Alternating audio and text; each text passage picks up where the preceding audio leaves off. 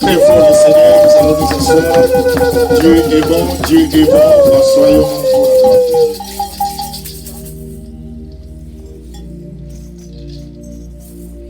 Nous allons continuer notre enseignement. Nous sommes en train de parler qu'as-tu dans ta main? Qu'est-ce que tu as dans ta main? Nous allons répéter un peu pour faire une petite récapitulation pour ceux-là qui n'étaient pas avec nous le dimanche passé.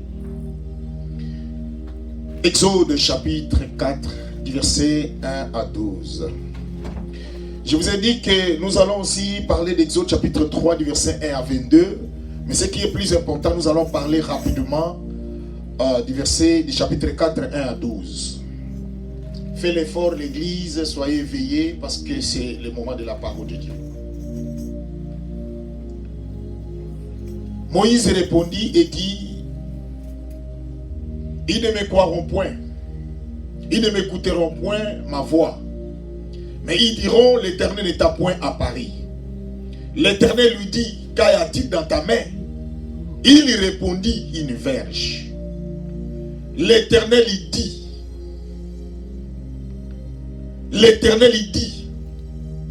jette-la par terre. Il la jeta par terre, elle devint un serpent. Moïse y fouilla devant lui. L'Éternel dit à Moïse: étends ta main et saisis-les par la queue. Il y attendit la main et le saisit, et le serpent redevint une verge dans sa main. C'est là, dit l'Éternel, ce que tu feras, afin qu'ils croient que l'Éternel, le Dieu de leur père, t'est apparu. Le Dieu d'Abraham, le Dieu d'Isaac, le Dieu de Jacob. L'Éternel lui dit encore: mets ta main dans ton sein. Il mit sa main dans son sein, puis il la retira. Et voici sa main était couverte de lèpre blanche comme la neige. L'Éternel lui dit: remets ta main dans ton sein. Il remit sa main, elle était redevenue comme sa chair. S'il ne te croit pas, dit l'Éternel, et ne t'écoute pas, la voix du premier signe, ils croiront à la voix du dernier signe. S'ils ne te croient pas, même à ces deux signes, n'écoute pas à ta voix. Tu prendras de l'eau du fleuve, tu les répandras sur la terre, et l'eau que tu auras pris du fleuve deviendra du sang sur la terre. Moïse dit à l'Éternel, ah Seigneur, je ne suis pas un homme qui a la parole facile. Il bégayait. Et ce n'est ni hier, ni devant hier, ni même depuis que tu parles à ton serviteur, car j'ai la bouche et la langue embarrassées. L'Éternel lui dit, qui a fait la bouche de l'homme et qui rend muet ou sourd, voyant et aveugle? N'est-ce pas moi l'Éternel? Va donc, je serai avec ta bouche, je t'enseignerai ce que tu auras à dire. L'église, je ne serai pas long. Nous sommes en train de traverser des moments très difficiles, l'église. Les enfants de Dieu, vous ne comprenez pas ce qui se passe dans le monde. Vous êtes au courant tous ici qu'il y a une autre maladie qui est sortie maintenant encore en Chine. C'est plus que la Covid-19. Ça, c'est encore pire. Si vous lisez la Bible nous dit dans Matthieu chapitre 24, vous verrez des malades qui vont sortir, même de cœur. Ce sera des signes que l'avènement du Fils de l'homme est proche. L'église, le moment que nous sommes en train de traverser, c'est le moment que nous devons multiplier la prière. Nous devons rester dans la parole de Dieu, dans la saine doctrine. Mais ce qui se passe maintenant, nous vivons ce qu'on appelle l'inversion des valeurs. En d'autres termes, le monde à l'envers. Où les hommes, les enfants de Dieu ne veulent plus prier. Les enfants de Dieu sont entrés dans la distraction. Mais nous serons surpris un jour que nous étions à l'église, que nous étions des chrétiens, mais nous nous retrouvons en enfer. Je vous parle de l'histoire de Moïse. Moïse devait aller libérer les enfants d'Israël. Moïse devait aller délivrer les enfants d'Israël. Les enfants d'Israël étaient des esclaves en Égypte. Ils souffraient. Ils n'étaient pas à l'aise. Et je vous ai un jour expliqué, un esclave c'est qui? Un esclave c'est la personne qui ne fait pas sa propre volonté. Un esclave c'est quelqu'un qui est sous l'ordre d'une autre personne. Mais peut-être vous allez vous poser la question si vous êtes des esclaves. L'église, écoute-moi, peuple de Dieu. Toute personne, quelque chose qui est dans ta vie qui te domine, tu es l'esclave. Il y a d'autres personnes qui sont des esclaves de l'argent. Il y a d'autres personnes qui sont des esclaves du sexe. Il y a d'autres personnes qui sont des esclaves du vol. Il y a d'autres personnes qui sont des esclaves du mensonge. Mais laisse-moi vous dire, ta délivrance viendra que de toi-même. Si toi-même tu ne te décides pas dans ta vie, tu ne réussiras jamais. Tu ne seras jamais sauvé. Parce que lui-même, Jésus nous dit dans la Bible, dans Apocalypse chapitre 3, verset 20. Il dit, voici, je me tiens à la porte et je frappe. Si quelqu'un entend ma voix et ouvre la porte, il parle de la personne qui va ouvrir la porte et moi j'entrerai chez lui. Et j'ai toujours l'habitude de dire, la porte de notre maison, de notre vie, la serrure se trouve à l'intérieur. C'est à toi d'accepter Jésus. C'est à toi de dire à Jésus de venir entrer dans ta vie. C'est alors que le salut entrera. L'histoire de Moïse, l'église. Moïse était un berger, il était un bouffier. Moïse a fui en Égypte. Quand même il a grandi en Égypte. Et la Bible nous dit que lorsque Moïse a fui, parce qu'il avait tué quelqu'un en Égypte, il est allé se réfugier chez Jéthro, son bon-père. où il va se marier avec la fille de Jéthro. Et ils vont mettre au monde un enfant qu'on appelle Gershom. Gershom qui veut dire je suis dans une terre étrangère. Et j'ai toujours l'habitude de dire à l'église et peuple de Dieu, nous sommes des étrangers sur cette terre. Tu peux avoir de l'argent, tu peux avoir un beau mariage, tu peux avoir les enfants, tu peux avoir une femme, tu peux avoir tout, des maisons, des voitures. Mais n'oubliez pas, nous sommes des étrangers sur cette terre. Un jour, nous allons quitter cette terre. Un jour, nous allons mourir. La Bible nous dit que les enfants d'Israël étaient des esclaves. La Bible nous dit qu'ils ne pouvaient pas faire autre chose parce qu'ils étaient des esclaves.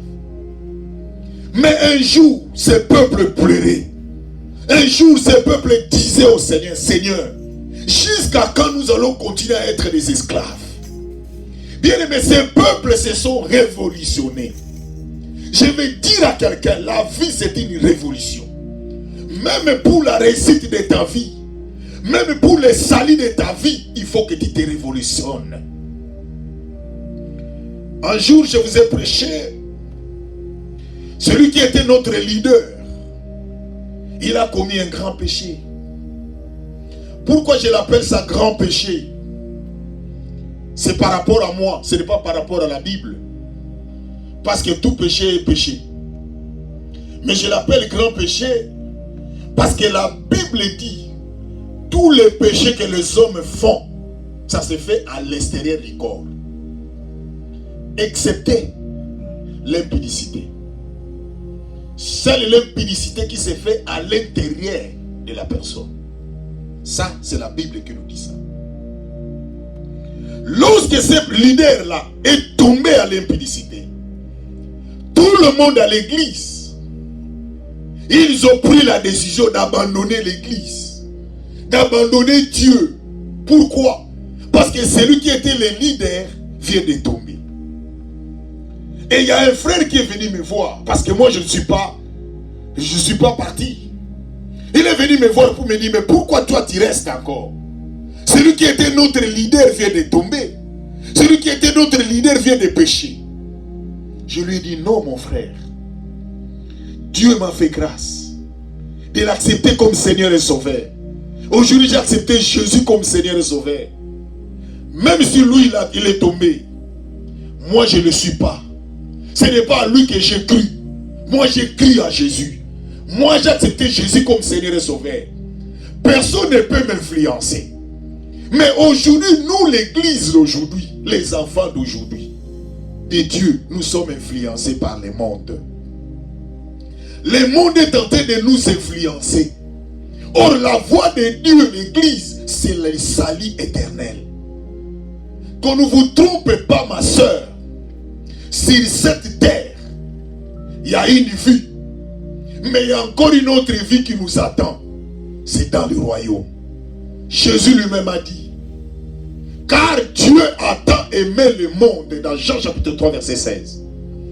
Car Dieu a tant aimé le monde qu'il a donné son fils unique, afin que quiconque croit en lui ne périsse point, mais qu'ils aient la vie éternelle. L'église, nous pouvons avoir la vie éternelle lorsque nous acceptons Jésus-Christ comme Seigneur et Sauveur dans notre vie. Tant que tu n'as pas encore accepté Jésus comme Seigneur et Sauveur dans ta vie, tu n'iras pas au ciel. Bien-aimé, qu'on ne vous trompe pas. On peut vous interdire tout, sauf Dieu. On peut vous priver tout, sauf la présence du Seigneur. Parce que dans des situations difficiles, même ton mari, même tes enfants, même ta femme, même ton pasteur peut t'abandonner. Même tes parents peuvent t'abandonner. Mais Jésus ne t'abandonnera jamais. Lui sera avec toi, même dans les moments difficiles. Voilà pourquoi l'église, nous avons besoin de tracer un chemin pour mettre les points sur les i. Jésus, c'est lui qui est notre salut. Les enfants d'Israël souffrent. Ils étaient en Égypte. Ils étaient des esclaves. Qui les a emprisonnés? C'était les Égyptiens. Ce sont les Égyptiens qui ont mis les peuples d'Israël en captivité. Ils ne pouvaient rien faire. Ils étaient des esclaves. Ma soeur, nous avons vu des gens se marier. Je connais un frère qui s'est marié avec une soeur, plutôt une soeur qui s'est mariée avec un homme. Cet homme-là, pour cette femme, il voyait que c'était une bénédiction pour elle. Pour cette femme, il voyait que c'est sa joie sur son mariage. Elle s'est mariée, mais elle ne savait pas la vraie face de l'humanité de cet homme. Quand elle est entrée dans le mariage, dans la maison de cet homme-là, elle commence à vivre les calvaires. Et vous savez qu'est-ce qui se passe? L'homme était infidèle. À chaque fois que cet homme allait faire ses ambiances, quand il rentrait à la maison, il rentrait tardivement, vers 2 heures, vers 3 heures du matin. La femme était déjà au lit, fatiguée. La femme dormait déjà.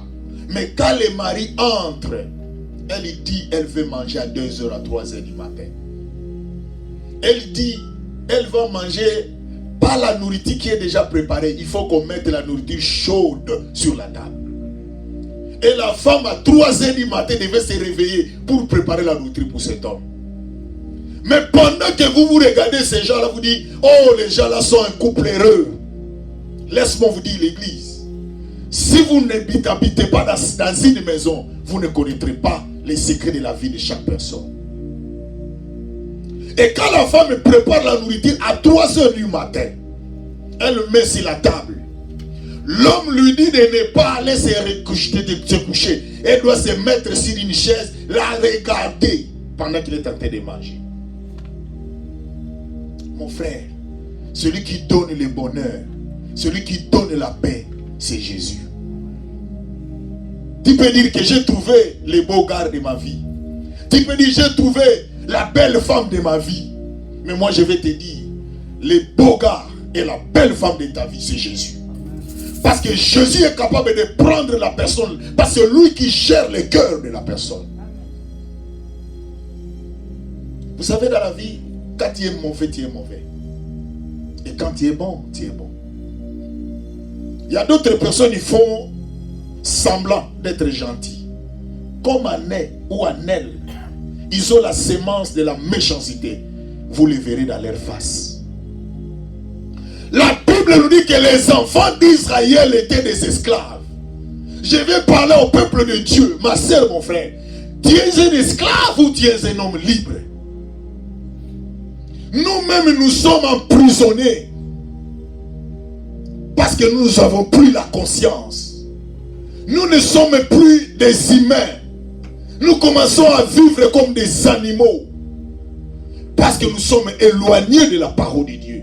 Nous sommes éloignés de la prière. J'ai aimé aujourd'hui quand on priait ensemble avec mes bien-aimés, quand nous sommes réveillés la nuit vers 3h, 4h. Non, j'ai senti une joie intense dans mon cœur. Ma soeur, si vous n'avez pas encore la joie de la prière dans votre vie, cherchez Dieu. Pourquoi quand vous êtes devant un film, vous avez la joie, mais quand vous êtes devant la parole de Dieu ou la prière, vous n'avez pas la joie? L'enfer est devant vous. La Bible nous dit, tout passera. C'est adverbe de quantité. T-O-U-E-T. T-O-U-T. Tout passera. La Bible dit tout, sauf la parole de Dieu. La Bible nous dit, tout ce que nous avons sur cette terre va passer. L'argent passera. Les hommes passeront. Les femmes passeront. Les maisons passeront. Les voitures passeront. Mais la parole de Dieu reste éternelle. Mais aujourd'hui, tous nous sommes devenus des esclaves. Il y a des esclaves volontaires et des esclaves involontaires. Il y a d'autres personnes dans leur vie, c'est eux-mêmes qui ont accepté d'être des esclaves. Il fait un moment, Il y avait une chanson dans notre pays, un musicien a chanté dans sa chanson. Il parle d'une femme qui parle, il dit, amène-moi là où tu veux, amène-moi n'importe où. Mais on peut t'amener même dans une chambre froide où t'enfermes et tu meurs là-bas. Parce que la chanson dit, amène-moi n'importe où, je suis disposé. Mais c'est difficile dans notre vie de demander à Dieu que Seigneur, j'ai besoin de ta volonté, que tu m'amènes dans une dimension de la prière. Les enfants d'Israël étaient des esclaves, non par leur propre volonté, mais c'était les Égyptiens qui les ont mis dans cette situation. Mais il y a des fois dans la vie, quand quelqu'un veut te mettre dans une situation difficile, il faut refuser. Mais qui va les délivrer? Qui va les sauver? Est-ce que vous savez que l'église, la Bible nous dit dans Actes des Apôtres, chapitre 16, verset 31, crois au Seigneur Jésus-Christ, tu seras sauvé, toi et ta famille. Lorsque vous avez accepté Jésus dans votre vie, nous avons une mission de nous délivrer nous-mêmes et de délivrer les autres. Mais curieusement, toi-même tu es incapable de te délivrer. Tu es encore un esclave. Jésus parle, Dieu parle à Moïse. La Bible dit, lorsque Moïse est allé à la montagne, selon le texte, il est allé chercher la face de Dieu. Parce que Moïse était curieux. Il était dans une vie de curiosité. Il voulait savoir. Je vous ai parlé d'un arbre qui avait du feu, mais qui ne se consumait pas. Moïse ne comprenait pas les mystères de Dieu. Moïse ne comprenait pas qu'est-ce qui se passe. Dieu parle dans un langage. Je vous ai parlé que l'arbre représentait Israël. Le feu représente la souffrance. Mais le feu, l'arbre qui ne se consumait pas, cela veut dire que malgré mon peuple qui se trouve en Israël, en Égypte, malgré leur souffrance, mais ils ne seront jamais exterminés. Parce que moi, Dieu, je suis avec eux. L'église. Dieu a montré à Moïse le langage de la souffrance de ses peuples. Mais il fallait que Moïse soit là pour la délivrance de ces peuples. Mais est-ce que parmi nous, nous savons notre mission, nous, que nous sommes là aussi pour délivrer les autres? Il y a des gens qui sont en train de mourir dans les péchés. Il y a des gens qui sont en train de mourir dans la malédiction.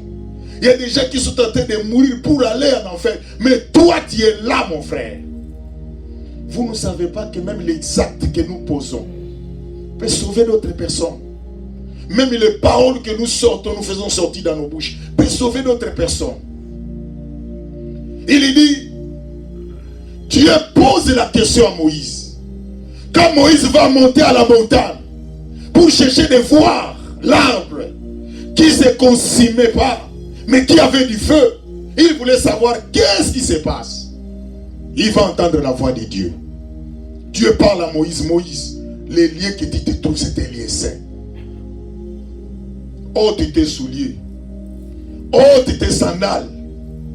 Bien-aimés, nous avons besoin de savoir, pour que Dieu intervienne dans notre vie, il faut amener une vie de sanctification, une vie sainte, une vie de droiture et d'intégrité.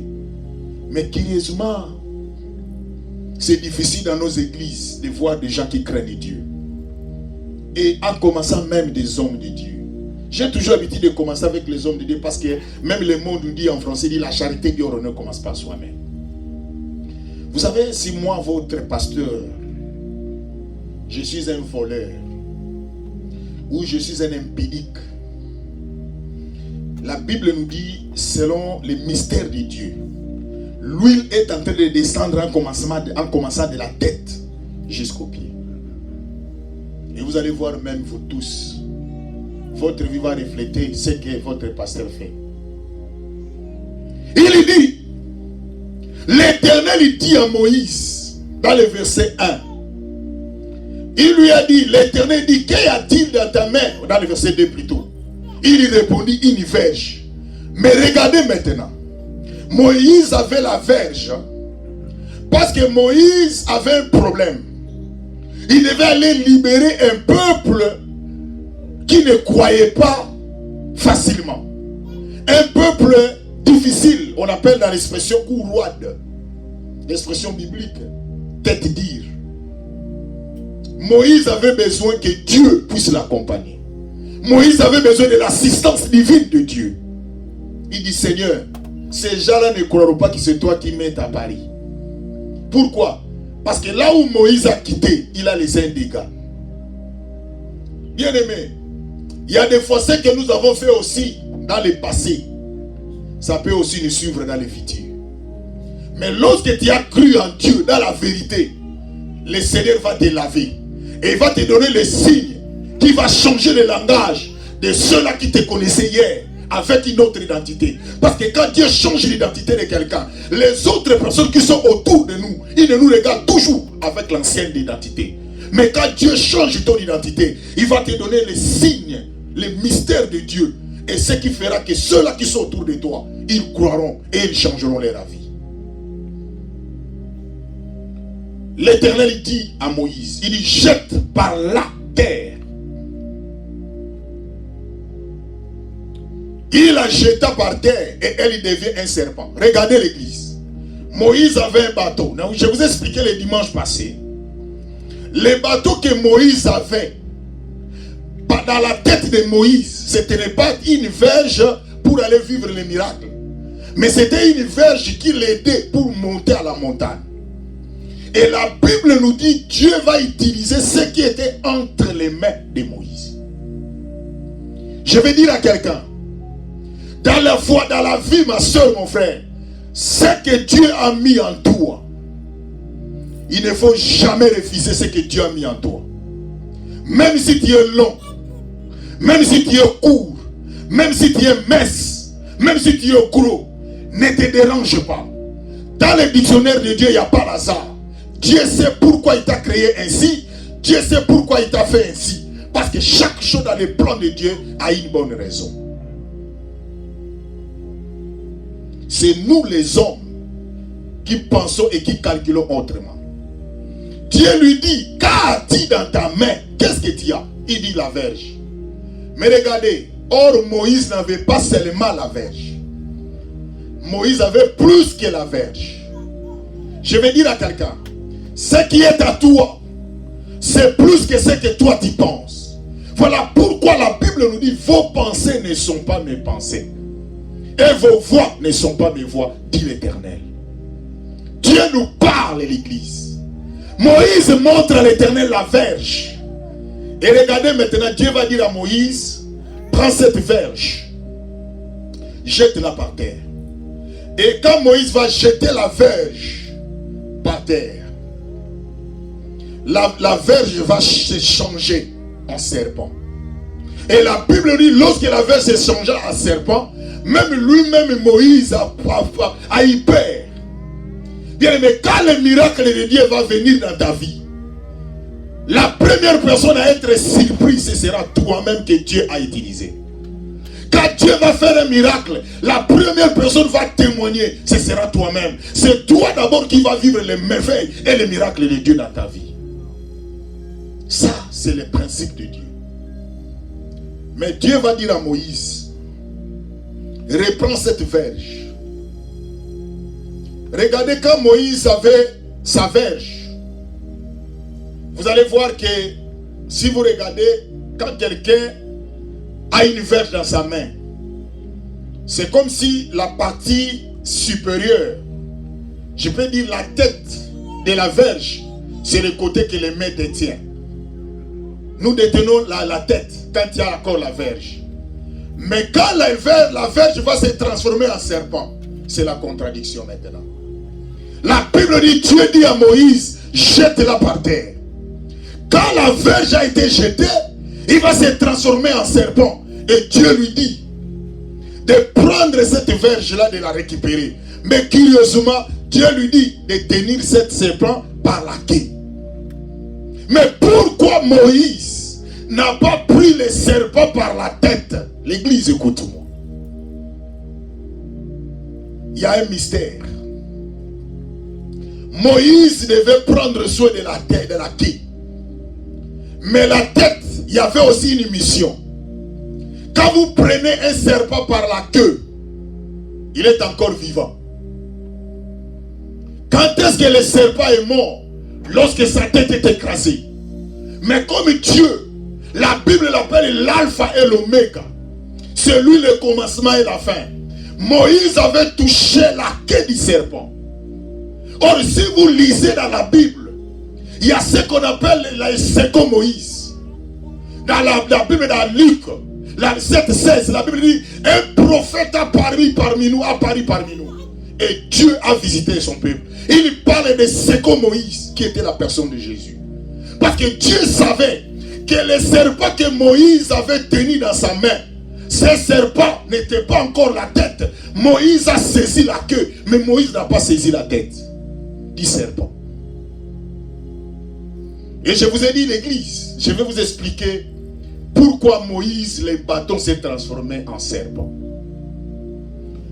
L'église, Moïse a présenté à Dieu que la verge. Mais Moïse n'a pas présenté plus que la verge qu'il avait. Regardez. Dans le verset 4, l'Éternel dit à Moïse, étends ta main. Dieu maintenant commence à montrer à Moïse d'autres choses que Moïse avait, que lui-même Moïse ne faisait pas attention. Il est saisi par la queue plutôt, étendit la main et le saisit, et le serpent redevint une verge dans sa main. Moïse a utilisé quoi? Pour saisir cette verge qui s'est transformée en serpent, il a utilisé la main. L'église, je vais dire à quelqu'un, la Bible nous dit, même dans le verset en bas, nous allons lire avant d'expliquer ce que je voulais dire. Dans le verset 5, c'est là, dit l'Éternel, ce que tu feras, afin qu'ils croient que l'Éternel, le Dieu de leur père, t'est apparu, le Dieu d'Abraham, le Dieu d'Isaac, le Dieu de Jacob. L'Éternel dit encore, regardez l'église, Dieu pose la question à Moïse, qu'est-ce que tu as dans ta main? Qu'as-tu dans ta main? Moïse dit, j'ai que la verge. Mais Moïse, Dieu lui a posé la question, qu'as-tu dans ta main? Dieu pose la question à Moïse, qu'as-tu dans ta main? Au lieu que Moïse dise à Dieu ce qu'il a, presque tout, lui n'a dit que la verge. Or Dieu lui avait donné une réponse sans le savoir. L'Éternel lui dit encore dans le verset 6, mets ta main dans ton sein. Et il mit sa main dans son sein. L'église, est-ce que vous comprenez comment Dieu est en train de révéler les choses que Moïse avait? Parce que la mission de Dieu, c'est d'aller délivrer les autres. Il y a un peuple qui souffre quelque part. Mais il fallait que Dieu puisse les délivrer au travers de Moïse. Moïse n'avait pas seulement la verge. Moïse avait aussi la main. Parce que preuve en est que Dieu a utilisé les mains de Moïse dans le verset 6. L'église, nous avons aussi la main. Ta main, ma soeur, mon frère, c'est pour aider. C'est pour faire le travail de Dieu. C'est pour bénir. Mais curieusement, nous aujourd'hui, nos mains ne sont pas là pour bénir. Mais nos mains, c'est pour faire du mal aux autres. C'est pour étrangler les autres. Moïse avait la main que Dieu avait besoin pour faire le miracle, afin que son peuple soit délivré. Il descend encore en bas. Il pose la question à Moïse. Il dit, mets ta main dans ton sein. Moïse avait encore quoi? Les seins. Est-ce que je me fais comprendre l'église? Dieu pose la question à Moïse. Qu'est-ce que tu as dans ta main? En lieu place que Moïse parle à Dieu, Seigneur, j'ai ma vie. Moïse n'a dit que de la verge. Dieu voulait montrer à Moïse ce que tu as dans ton corps. C'est plus que la verge. Même la verge ne peut rien faire sans ton corps. Moi, Dieu, je vais t'utiliser. L'église, La Bible nous dit, ne savez-vous pas que vos corps est le temple du Saint-Esprit? Maman, ma soeur, ton corps est pour l'Éternel. Mon frère, ton corps c'est pour Dieu. Ce n'est pas pour l'impudicité. Ton corps, papa, ce n'est pas pour le mensonge. Ton corps, ma soeur, ce n'est pas pour le vol. Mais ton corps, c'est pour l'Éternel. Ce que Dieu t'a donné, il te le demandera un jour. Rappelez-vous de l'histoire de 3 hommes et de 3 talents. L'un, on lui a donné 1. L'autre, on lui a donné 2. Et l'autre, les autres, on lui a donné 3. Dieu a posé la question à chaque personne. Qu'as-tu fait de tout ce que moi, Dieu t'a donné? L'autre dit, Seigneur, je savais que tu étais un leader méchant. J'ai pris ça, je suis allé garder ça. Mais Dieu va poser la question à l'autre. Il dit, Seigneur, pour moi, j'ai pris ce que tu m'avais donné. Je l'ai fructifié. Je l'ai multiplié. Je l'ai fait croître encore. En lieu de place de 2, c'est devenu 4. Et Dieu va poser la question à celui qui avait 3. Il dit, Seigneur, moi aussi, j'ai fait quelque chose. Au lieu de 3, je l'ai rendu 6. Ma soeur, mon frère, Dieu t'a donné ton corps. En lieu de place de faire la volonté de Dieu avec le corps que Dieu t'a donné. Parce qu'il y a des gens qui ont besoin de la délivrance. Ta famille est en train de mourir. Ta famille est en train de mourir dans les péchés. Dieu a besoin de ton corps. Mais vous, en lieu de place de donner votre corps au Seigneur, vous préférez faire le mal. Dieu a besoin de ton corps. Dis à celui qui est à gauche de toi, Dieu a besoin de ton corps. L'église, Dieu a besoin de ton corps. Les hommes, tu peux donner ton corps aux hommes. Tu peux te sacrifier aux hommes. Mais ce que les hommes te donneront en retour, c'est merci à mon des singes. Le monde n'est que monde. Tu peux travailler pour les gens. Mais le jour qu'ils vont se rendre compte que tu n'as plus d'importance, ils vont te foutre à l'air. Ils vont te mettre dans la poubelle. Mais Dieu avait besoin du corps de Moïse pour délivrer les enfants d'Israël. Dieu te pose la question. Qu'a-t-il? Dis au Seigneur, j'ai mon corps. Je vais te le donner. Dis ensemble avec moi, j'ai mon corps, Seigneur. Je vais te le donner. Bien-aimé, ton corps c'est pour le Seigneur. Ne vous laissez pas que n'importe qui s'abuse de vous. Votre corps c'est pour le Seigneur. Vous avez la dignité, l'église. Même celui qui vous a créé, il vous respecte. Mais quelqu'un qui est à côté de toi, ce mari-là ne te respecte pas. Cette femme-là ne te considère pas. Cet homme-là ne te considère pas. Mais je vais dire à quelqu'un, même si le monde ne te considère pas, mais celui qui t'a créé, il te considère. Celui qui t'a créé, il est de ton côté. Ton corps appartient au Seigneur. Bien-aimé, donnez-vous au Seigneur. Tu peux aller rendre visite aux gens. Chaque midi, tu es là. Chaque soir, tu es là. Mais quand tu donnes le dos, il te critique. Quand tu donnes le dos, il parle de n'importe quoi contre toi. Mais si tu donnes ta vie au Seigneur, si tu donnes ton corps au Seigneur, Dieu peut l'utiliser et tu seras béni. Et au travers de toi, ta famille sera sauvée. Au travers de toi, tes amis aussi seront sauvés. Au travers de toi, ton église sera sauvée. Est-ce que ton corps, c'est pour qui? Pose la question à quelqu'un qui est à gauche, à droite de toi. Ton corps, c'est pour qui?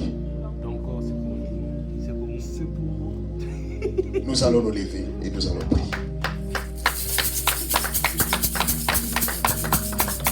Lève-toi. Nous allons prier par là, Dieu. Dis, Seigneur, il y a des gens qui sont en train de mourir. Moi, j'ai mon corps pour toi. Nous sommes là pour sauver l'humanité. Au travers de ma prière, au travers de mes chaînes, au travers de mes sacrifices, je vais sauver ma famille. Je vais sauver mon mari. Je vais sauver mes enfants. Je vais sauver ma femme. Je vais sauver tout ce qui m'appartient. Seigneur, aide-moi. J'ai besoin de toi. Dans le nom de Jésus, parle au Seigneur. Bien-aimé, parle à Dieu. Parle au Seigneur. Dis-lui. Bien-aimé, je vais t'attendre. Parle au Seigneur. Bien-aimé, parle à Dieu. Parle au Seigneur pour ta vie. Dieu a besoin de toi. Dieu a besoin de ton corps. Dieu a besoin de ton corps, ma soeur. Dieu a besoin de ta vie pour sauver ta famille. Pour sauver tes enfants au travers de ta prière. Bien-aimé, tu as besoin de Dieu, l'église. Nous avons besoin de Dieu. La Bible dit nos corps, c'est pour le temple de Dieu. Nous ne sommes pas là pour des futilités. Nous ne sommes pas là pour des distractions inutiles. Mais nous sommes là pour le Seigneur. Seigneur, aide-nous, Jésus. Seigneur, aide-nous, Jésus. Bien-aimé, parle à Dieu. Que le Dieu de la Bible t'accompagne. Que le Dieu de la Bible t'assiste. Que le Dieu de la Bible... Parle-lui de ton corps. Dis, Seigneur, mes mains, mes yeux, ma bouche, mes jambes. Donne-lui au Seigneur. Donne-les au Seigneur. Dieu a besoin de ta vie. La Bible dit vos corps est le temple du Saint-Esprit. Dieu a besoin d'utiliser vos corps pour les salir des autres. Dieu, Jésus, a utilisé son corps pour nous sauver. Et aujourd'hui, nous avons les salis éternels. C'est grâce au Seigneur. Parle-lui, l'église. Parle au Seigneur. Dis, Seigneur, je donne ma vie à toi. Seigneur, je donne ma vie au Seigneur. Que tu me diriges, que tu m'orientes. Seigneur, j'ai besoin de toi. Oh God. Seigneur, il n'y a que toi, l'Éternel des armées. Seigneur, il n'y a que toi, Jésus. Il n'y a que toi, notre Dieu, notre Père. Yahweh, aide-nous, Jésus. Yahweh, aide cette église. Yahweh, aide ce peuple. Qu'ils comprennent que Yahweh, notre vie t'appartient. Il n'y a que toi, l'Éternel des armées. Yahweh, nous avons besoin de toi. Yahweh, nous avons besoin de toi, l'Éternel. Oh Seigneur, Yahweh, nous avons donné nos corps à des gens qui nous ont abusés. Ils nous ont donné merci à monnaie des anges. Yahweh, nous avons donné notre vie au Seigneur, aux hommes. Nous nous sommes sacrifiés pour eux. Nous avons travaillé pour eux. Mais ce qu'ils nous ont demandé de donner en retour, merci à monnaie des anges. Mais aujourd'hui, Seigneur, nous avons compris que nous devons donner notre vie au Seigneur. Parce que le Seigneur nous récompensera. Parce que le Seigneur sera avec nous. Parce que le Seigneur nous bénira. Parce que le Seigneur nous élèvera. Parce que le Seigneur nous mènera dans une dimension élevée. Yahweh, aide-nous. Parce que tu es notre Dieu, tu es notre Père. Oh Jésus. Oh Jésus. Oh Jésus. Yahweh, il n'y a que toi, l'Éternel. Il n'y a que toi, notre Dieu, notre Père. Yahweh, nous avons besoin de toi, Jésus. Yahweh, marche avec nous. Yahweh, marche avec nous. Seigneur, sans toi, nous ne pouvons rien faire. Seigneur, sans toi, nous ne pouvons rien faire. Yahweh, sans toi, nous ne pouvons rien faire. Sans toi, Jésus, nous ne pouvons rien faire. Seigneur, aide-nous, Jésus. Oh, le Dieu de grâce.